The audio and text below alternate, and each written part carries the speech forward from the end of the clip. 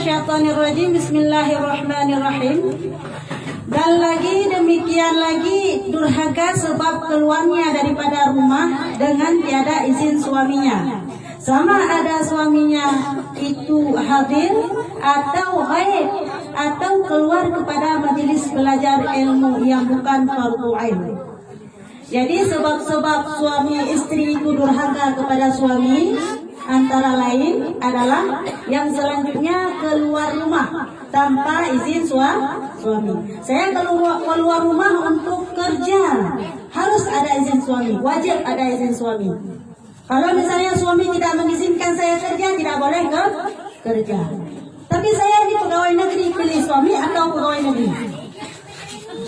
Ya, makanya wajib ada izin suami. Apapun alasan kita keluar selain daripada menuntut ilmu fardu ain. Apa itu ilmu fardu ain? Ilmu yang kita pelajari sekarang. Ini ilmu fardu ain. Kalau misalnya ada suami-suami dari kalangan kita yang ada di sini yang tidak mengizinkan untuk datang ke sini pada sore ini, itu boleh dilawan. Ya, kenapa? Karena ini fardu wajib kita tuntut. Tidak boleh suami melarang kita. Nah, tak selain daripada menuntut ilmu fardu itu tidak boleh. Walaupun pergi belanja ke pasar, kan untuk belanja wajib belanja nafkah atas suami yang memberi yang membeli segala sesuatu hal keperluan rumah tangga, itu wajib atas suami. Jadi tidak boleh kita keluar rumah untuk membeli keperluan rumah tangga kalau tidak ada izin suami. Kalau ada izin suami silakan. Ya, tingkat membeli perlengkapan rumah tangga saja tidak boleh, apalagi pacaran. Keluar rumah pacaran, selingkuh. Selingkuh, bahaya ini. Ya, jadi setiap kita yang sudah ada suami wajib memperhatikan hal ini, karena adalah keluar rumah daripada tanpa izin pada suami itu merupakan salah satu dosa atau nusyud yang menyebabkan amalan kita ditolak oleh Allah. Apapun amalan kita bukan ditolak, digantung dulu. Sampai kapan? Sampai kita tidak nusyud lagi. Selama kita nusyud, selama itu tidak akan diberi pahalanya. Capek kita puasa. Ini 2 hari lagi bulan puasa. Ya, kita tahan lapar dari pertama terbit fajar sampai terbenam matahari. Kita tahan haus, kita tahan hawa nafsu. Cuma satu hal yang kita tidak tahan, keluar rumah. Karena biasanya keluar rumah tidak ada izin suami, pahala puasanya tergantung. Kapan diberi? Saat suami ridha lagi sama kita. Tapi kalau misalnya sudah terlanjur, sudah misalnya kita dulu tidak tahu ya, sekarang baru tahu, oh kalau keluar rumah tidak ada izin suami itu berdosa. Ya Allah, bagaimana yang saya telah lakukan tahun-tahun yang lalu misalnya? Wajib minta maaf, jangan gengsi sama bapak sendiri. Ya, ini minta maaf kalau lebaran saja. Ini bahaya. Lebaran baru minta maaf pun salah. Ini bukan minta maaf, salam. Yang minta maaf bilang, Pak, saya minta maaf. Saya pernah melakukan dosa. Dosa apa? Kalau disuruh sebutkan, wajib sebutkan. Saya dosa pernah selingkuh. Wow, itu kena parah. Kalau disuruh sebutkan, wajib sebut. Tapi kalau nggak disyaratkan untuk sebutkan, tidak usah sebut. Makanya pandai-pandai marah. Supaya jangan disuruh sebutkan, nanti dosa apa. Kalau disuruh sebutkan bahaya nanti kalau kita bilang. Pasti dia marah, ya. Nah, jadi adalah bagi istri yang melakukan hal-hal yang tidak yang membuat dia nusyud, wajib dia meminta maaf supaya amalannya diterima oleh Allah Subhanahu wa taala. Ya, kecuali menuntut fardu itu boleh. Tanpa izin suami boleh melawan suami. Nah, kalau misalnya bulan Ramadan, kita lagi puasa, suami kebetulan puasa juga, tapi misalnya dia nafsu sangat, ya, kita wajib menolak dia. Apakah kita berdosa? Tidak berdosa. Walaupun menolak ajakan suami merupakan hal yang nusyud, tapi di bulan puasa wajib tolak. Karena tidak ada taat kepada makhluk selama membangkang kepada Allah. Wajib taat kepada makhluk selama tidak membangkang dengan perintah Allah. Allah memerintahkan kita di bulan puasa wajib puasa. Tapi suami suruh masak nasi. Ya. Boleh itu, jangan kerjakan, enggak usah masak. Dia marah, biarin dia marah. Ya, enggak usah peduli, kecuali kalau kita nggak masak kena tampar. Itu bahaya. Masak saja. Niat aja ini masak buat yang di belakang. Buat kucing. Tak apa-apa. Kita enggak dosa. Tapi kalau kita mendukung suami tidak puasa, kita masak untuk dia, kita ikut dosa. Kalau suami yang jahat-jahat, bulan puasa nggak puasa, disuruh masak sama kita, kalau kira-kira kalau kita nggak mau dipukul, masak aja nggak apa-apa. Tapi niat untuk binatang. Apa-apa binatang nggak puasa. Dosa kita niat begitu nggak dong. Tapi jangan kalau sampai waktu malam diajak tidur, nggak mau saya sama binatang. Kenapa bilang saya binatang? Kan tadi siang nggak puasa. Nggak puasa binatang. Kalau malam diajak binatang, itu kita yang binatang. Nggak boleh tolak. Itu kewajiban yang wajib kita tolak selama masih dalam keadaan berpuasa. Kalau sudah terlanjur, wajib kafarah. Nah, orang yang sudah melakukan jima di bulan puasa, maka wajib mengqadha puasa yang tinggal pada hari itu dan membayar kafarah atau fidyah. Berapa kita bayar? Adalah satu hari kita lakukan itu dengan sebab kita berjima, maka wajib membayar, kalau istilah makan 6 untuk 60 orang miskin 1 mot. Kalau dalam istilah on sekitar 7 on. Ya, 1 mot sekitar 7 on. Tapi untuk 60 orang berarti kalau 1 hari 60 mot. 60 mot 60. Nah, kali-kali sendiri. Ya, saya nggak ada jurusan sekolah matematika.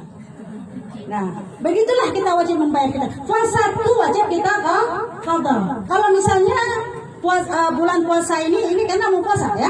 Bulan puasa ini kita terlanjur melakukan jima di bulan puasa. Ya, kita tidak sempat mengqadha, tidak mengqadha. Ini fidyahnya sudah berlipat ganda. Ingat ya, jika melalaikan puasa, tidak segera mengqadha dan sudah berlalu 1 tahun, sudah lewat puasa 1 tahun, maka kafarahnya berlipat ganda. Nah, kalau dalam istilah tadi kalau sebab jima 60 mot atau dalam 1 mot 7 on, 60 mot. Mot ini sukatan Irak. Ya, 60 mot kalau kita jima di bulan puasa. Kalau sudah berlalu 1 tahun, itu tambah lagi 1 mot. Kenapa? Kita melalaikan mengqadha menjadi 61 mot. Tahun depan kita nggak puasa lagi, tambah lagi 1 mot lagi. Setiap 1 tahun maka ditambah 1 hari 1 mot. Paham ya? Kalau sebab jima kafarahnya khusus 60 orang miskin. Untuk 60 orang miskin. Nah, yang puasa tetap wajib kalau misalnya kita tidak puasa sebab haid, sebab nifas, itu kan tidak wajib puasa. Ya, malah berdosa jika puasa. Tidak wajib puasa. Berlalu 1 tahun, jika kita tidak mengqadha di waktu tahun, misalnya tahun ini kita tidak mengqadha, sudah berlalu, sudah masuk tahun berikutnya, maka wajib juga kafarah. Kalau misalnya kita tinggal puasa 7 hari karena 7 hari haid. Dalam 1 hari kalau kita tidak mengqadha adalah 1 mot. 2 hari 2 mot, 7 hari 7 mot. Bermakna kalau sudah 1 tahun bermakna sudah 7 mot. 2 tahun kali 2 14 mot. 3 tahun kali 3 dan seterusnya. Nah, Ini cara menghitung fidyah kalau kita melalaikan mengqadha puasa. Yang tidak ada kafarah adalah langsung kita qadha. Tahun ini, bulan puasa ini kita tinggal 7 hari karena haid.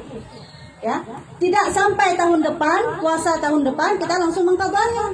Mengqadha nggak usah langsung kita qadha. Hari ini kita puasa, besok kita puasa, lusa kita puasa, nggak usah. Ya, pilih saja waktu-waktu sunnah, Senin, Kamis, silahkan. Niat saja puasa qadha sekalian sunat. Tapi dalam hal itu ada 3 pendapat. Nah, pendapat pertama adalah tidak boleh meniatkan sunat, cukup meniatkan qadha, maka sunat ada di dalam. Misalnya hari Senin kita puasa, kita niat saja saya puasa esok hari fardu qadha Ramadan karena Allah Ta'ala.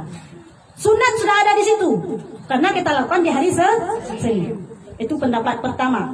Pendapat kedua, ya, baru dapat pahala sunat sekalian qadha jika ada niat. Sahaja saya puasa esok hari fardu Ramadan serta sunat Senin karena Allah Ta'ala. Nah, baru ada. Kalau kita ada nih. Pendapat ketiga, apa yang kita niatkan itu yang kita dapatkan.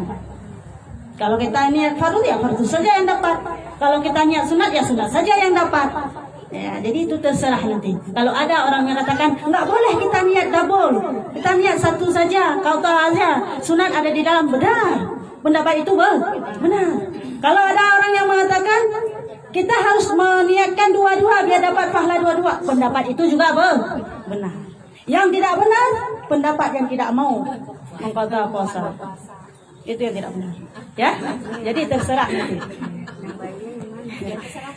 Ya, terserah nanti mau pilih pendapat yang mana. Tapi kalau saya lebih condong kepada pendapat yang dua-dua, agar dapat pahala dua-dua. Innamal a'malu niat. Apa yang kita niatkan itu yang kita dapatkan. Ya. Nah, sudah paham ya? Ini sebentar lagi puasa. Kita bahas sedikit masalah puasa. Maka tiada durhaka ia keluar karena belajar hukum haid dan nifas dan sekalian ilmu yang fardu ain. Tetapi wajiblah atasnya keluar supaya belajar ia akan segala fardu ain itu. Dan haram atas suaminya menegah istrinya daripada keluar karena ia hendak menuntut fardu ain jikalau tiada ia ilmu. Nah, tadi dibilang yang bahwa haram kita keluar rumah tanpa izin suami kecuali untuk menuntut ilmu fardu ain sebagaimana halnya yang kita lakukan di hari ini. Kalau ada suami yang melarang, haram atas suami itu bermakna berdaul. Siapa yang berdosa suami? Karena menuntut ilmu fardu ain ini wajib. Talabul ilmi faridatun ala kulli muslimin wal muslimah. Siapa yang wajib ajari istri ilmu agama? Siapa? Suami. Suami untuk diri dia sendiri aja nggak tahu, kayak mana mau ajarin kita? Berarti wajib kita cari guru. Dan suami tidak boleh menegah. Jika ia tegah dia berdosa. Kecuali dapat suami yang ustaz. Tidak boleh keluar cari ustaz lain, ada ustaz sendiri di rumah. Ya, tapi kalau suami-suami yang bukan profesinya agama, maka wajib kita keluar menuntut ilmu fardu ain. Sebagaimana disebutkan di sini antara lain belajar hukum haid. Belajar hukum haid ini wajib atas muslimat setiap wanita. Kenapa? Karena setiap wanita mengalami yang namanya haid. Jadi kita harus tahu bagaimana haid sebenarnya, seberapa lama haid, bagaimana tata cara mandinya, bagaimana tanda-tanda haid, sehingga kita boleh sholat atau tidak bolehnya sholat. Sekurang-kurang haid 1 hari 1 malam.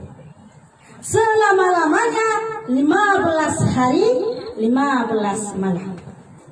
Ini terjadi kasus apa? yang bukan kasus perampok. Kasusnya headnya selang-seling. Misalnya dulunya waktu dia masih gadis-gadis nggak ada seperti itu karena nggak ada KB misalnya. Sekarang sudah masuk KB, sehingga terjadilah kalau masalah head ini selang-seling. Tanggal 1 dia head, tanggal 5 berhenti, tanggal 8 dia head, tanggal 13 berhenti, tanggal 15 dia head, tanggal 17 berhenti. Bagaimana kita tanda itu head atau bukan?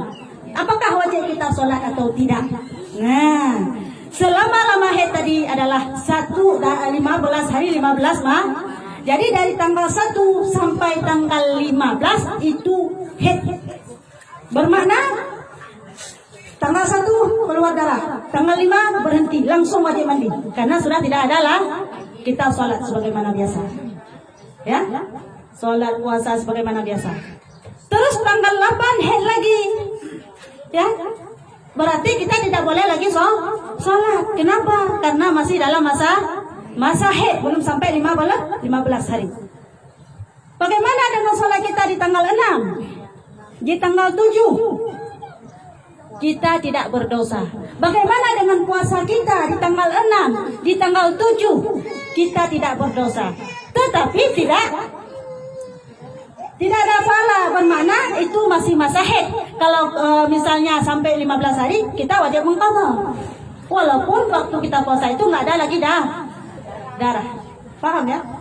Ya, kalau ada lagi nanti tanggal 8. Jadi kalau puasa yang kita lakukan di tanggal 6 dan 7, sholat yang kita lakukan di tanggal 6 dan 7 adalah tidak dapat pahala karena masih dalam masa haid. Puasa itu wajib kita qadha. Tanggal 8, tanggal 9, tanggal 10 haid lagi. 11 suci, 12 suci, 13 suci. Ya, haid lagi, nggak usah sholat lagi.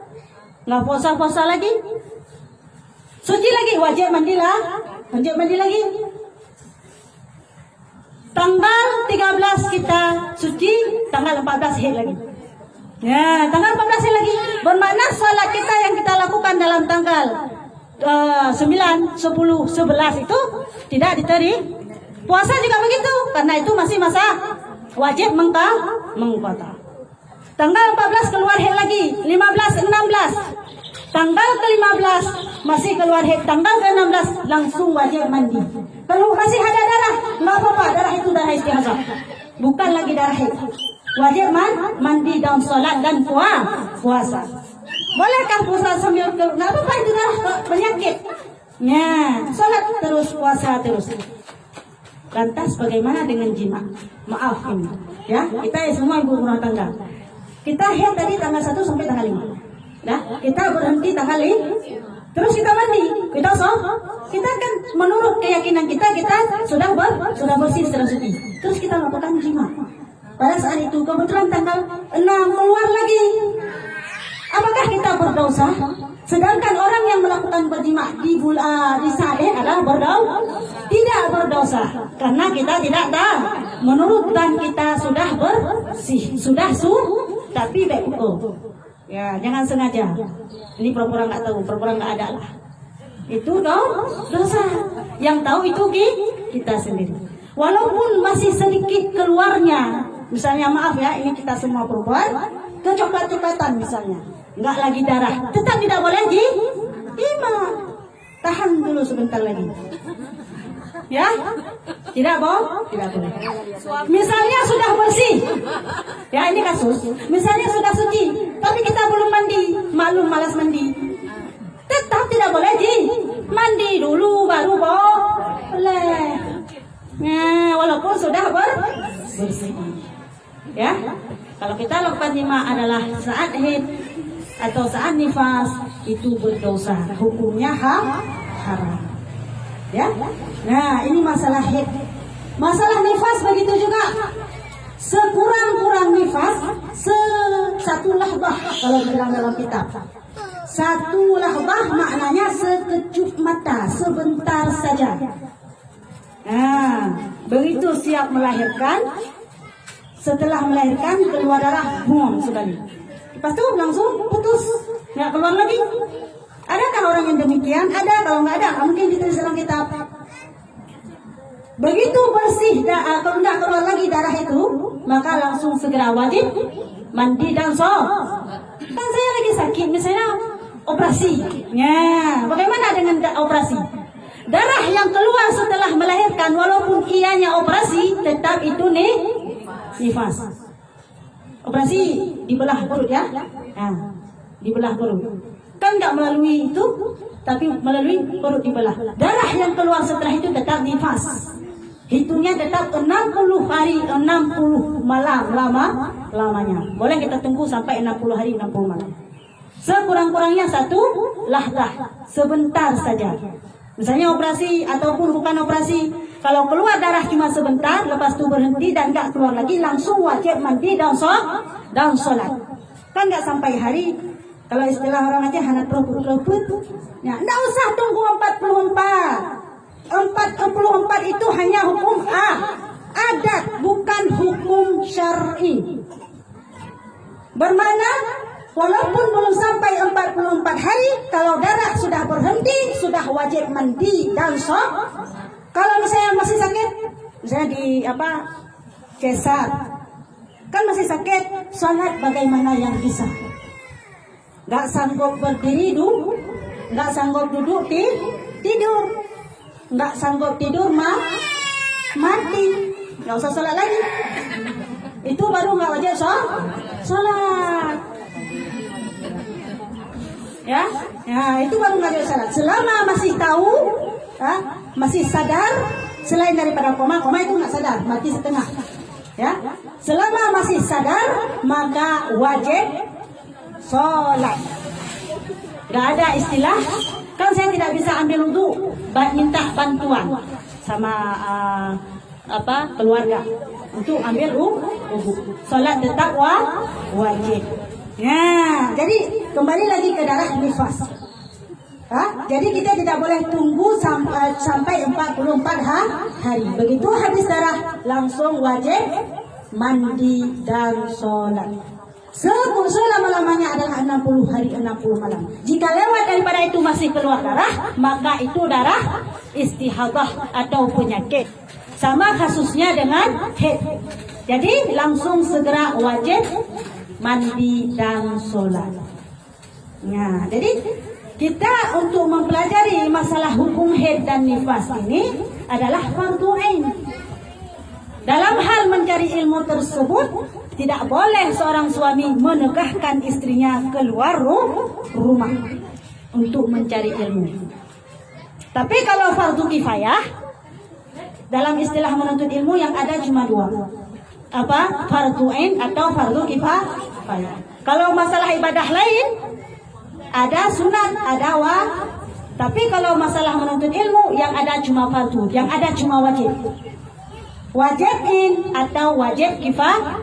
Yang wajib kita tuntut yang in, yang personal, individual. Sedangkan yang kifayah, 1 orang saja tahu, yang lain tidak usah. Apa itu kifayah? Misalnya tata cara mandi janabah, salat janabah. Jadi kalau seorang perempuan, seorang istri melarang suaminya melarang istrinya untuk keluar rumah menuntut ilmu fardu kifayah. Misalnya kita hari ini belajar masalah salat jenazah, masalah tata cara memandikan jenazah. Kalau ada sebagian dari suami, nggak usah pergi, carilah, biar aja orang yang belajar, nggak usah lah. Itu nggak boleh kita bantah. Wajib kita patuhi karena itu fardu kifayah, bukan fardu ain. Tapi kalau fardu ain, maka tidak boleh dia melarang. Ya. Sebentar, masalah haid, masalah nifas, ada pertanyaan? Silakan. Waalaikumsalam. Mau bertanya yang orang lahiran tapi sesar. Ya. Kalau udah sesar berarti kalau udah selesai, kalau udah keluar darahnya berarti kalau udah nggak ada lagi wajib mandi. Ya. Berarti kalau yang katanya harus nunggu hari macam mana itu? Sebagaimana saya jelaskan tadi, orang yang berpedoman kepada hari itu bukan hukum syariat, tapi itu hukum adat. Ya, hukum adat. Tidak boleh kita berpedoman. Kalau kita berpedoman ke situ, maka kita berdosa, melalaikan syariat Allah. Allah memerintahkan kita sholat di ketika saat tidak ada nifas dan haid. Ini sudah nggak ada lagi darah, ya, tidak ada lagi darah. 1 hari langsung hilang darahnya, darah nifasnya. Dia tetap tunggu 44 hari. Berapa lama dia lalaikan kewajiban sholatnya? Sampai 44 hari. 43 hari dia melalaikan sholat, dosa besar. Keluar rumah boleh. Saat haid, saat nifas, silahkan mau keluar rumah. Mau main bola silahkan kalau mampu. Main aja nggak apa. Itu hanya hukum adat. Ini kita bicara hukum syariat. Kalau ada orang tua bilang jangan keluar rumah baru siap melahirkan, itu hukum adat. Bukan hukum agama. Kalau dalam hukum agama, walaupun masih ada darah haid, walaupun masih ada darah nifas, silakan keluar. Ya, tidak apa-apa. Yang makruh orang berjanabah. Beda sama haid dan nifas. Orang berjanabah setelah dia jima, dia tidak ambil wudu, dia langsung masak. Dia langsung jalan di sini, jalan di sana. Itu makruh hukumnya. Kalau dalam ilmu tasawuf mau ada bukan serapai gumo. Ya. Serapai.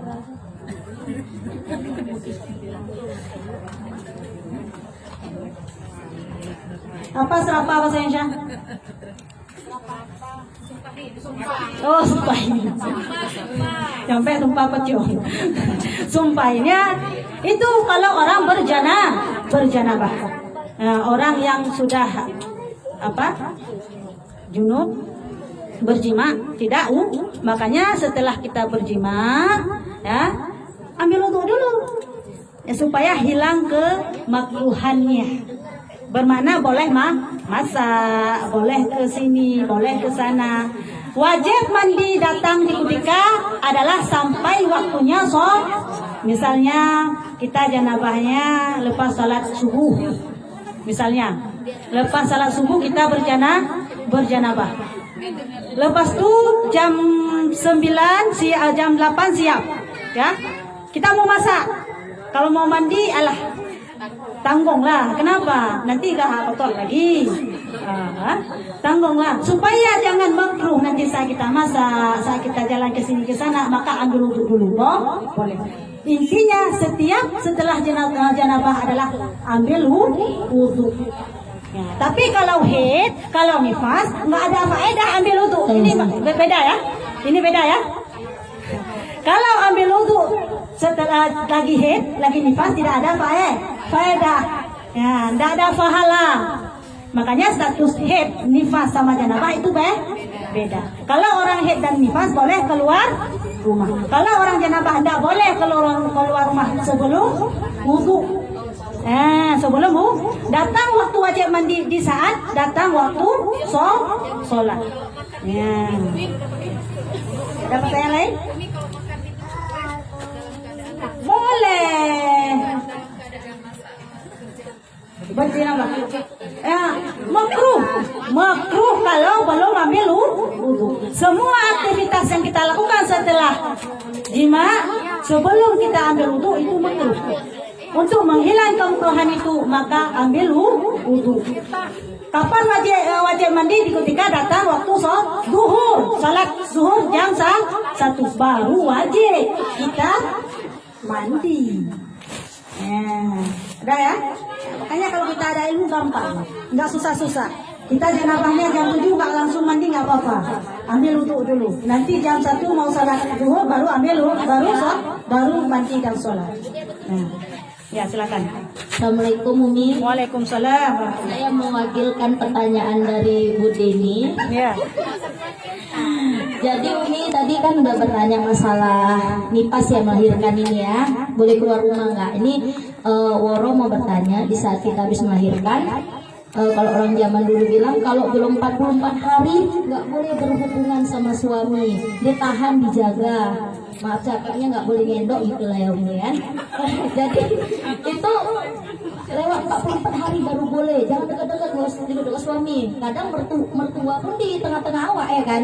Biar jangan ya kan dijaga betul-betul.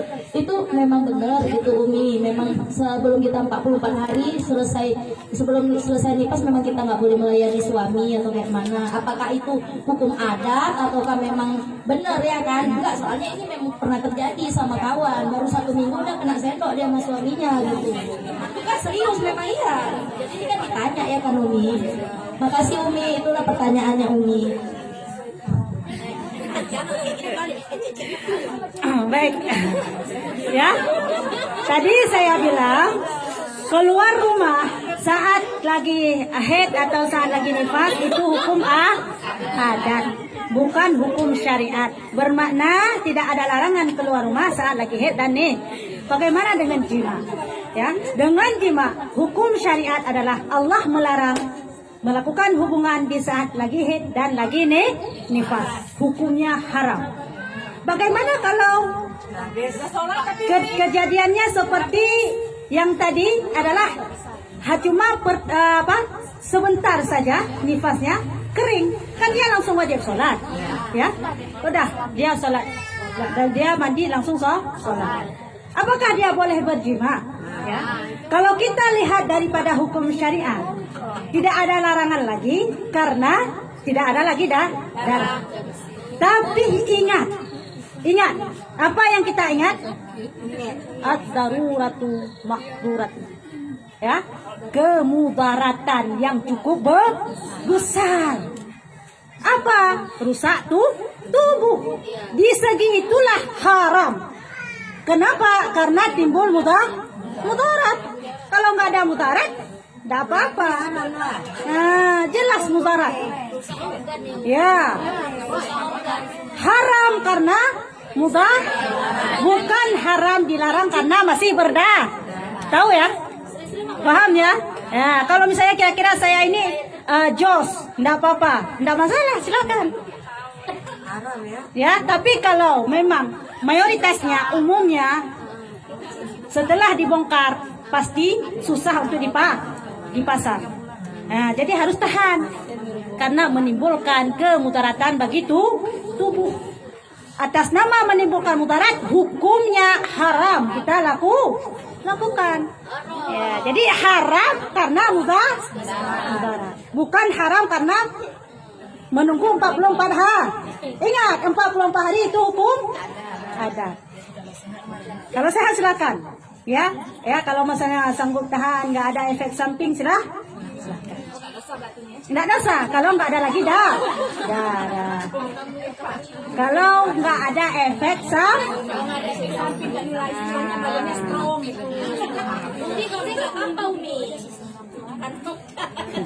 Nah, itu dia.